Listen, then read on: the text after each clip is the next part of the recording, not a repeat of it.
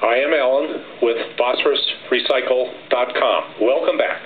Today's presentation is to show how the 226 protective helmet is constructed and to explain its features. It's named 226 for the last three numbers assigned to the patent by the U.S. Patent and Trademark Office. 226 has three elements instead of the usual one. The history of the helmets has been that they are to protect against skull fracture. 226 has additional elements because it also protects against concussions, or small mTBI. It's thin, lightweight, fits easily under many other forms of head covering. For a size 7 1/4, the typical construction would be element 1, 0.12 inch thick and 10.1 ounces in weight. The first element theme is to protect the wearer's skull from fracture, and for that reason is made very strong and is closest to the head. Element 2A, 0.09 inch thick and 8.2 ounces in weight. Second element theme is to protect your brain from the full force of an impact. It's meant to absorb and displace the shock impulse of a collision, so it's not transmitted to your brain, which prevents or greatly reduces concussion. This layer fits closely over element 1, and it displaces upon a severe impact. That's good. Element 2B, 0.27 inch in thickness and 13.2 ounces in weight. The second part of this element has features and an arrangement that allows braking and moving on impact to fractionate out the impulse. That is the patentable part of 226. It employs a unique brake and move strategy to reduce and change the focus of any outside force impacting your head, especially from lateral forces where there's been an unmet need.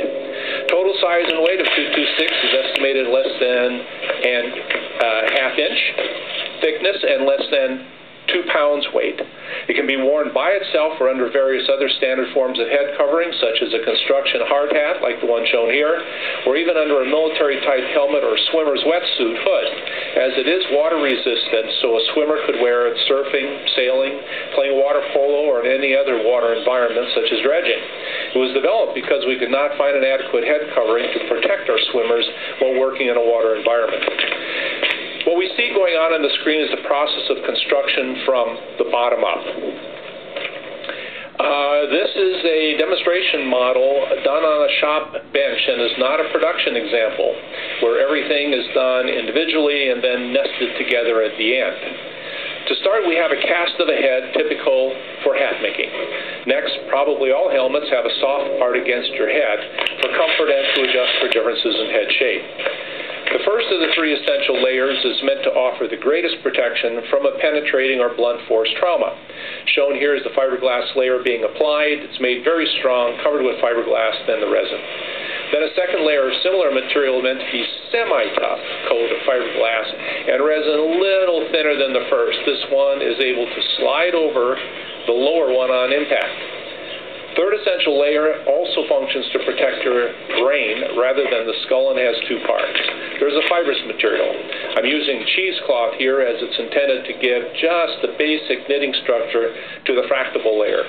The plaster I'm applying is purposely friable or fragible material, which extends through at least part of the fibrous material to a predetermined height above, being scored with a plurality of lines to spread out the force impulse energy. Then a coat of professional epoxy resin provides weather protection and some durability to the surface, and it can be of any color. It also knits the layers together at and around the base to avoid coming apart under normal use, but able to break when met with a force impulse. In conclusion, 226 provides a form of protection to prevent concussion not in other helmets.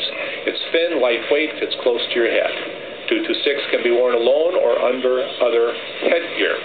Who would not want this added degree of protection? I sincerely hope you will consider this added degree of protection in your next helmet adoption. I thought this brief video would be of interest to players, parents, and others interested in preventing more head injuries. Thank you for your time and attention. I am Alan. Contact information, alan@phosphorusrecycle.com.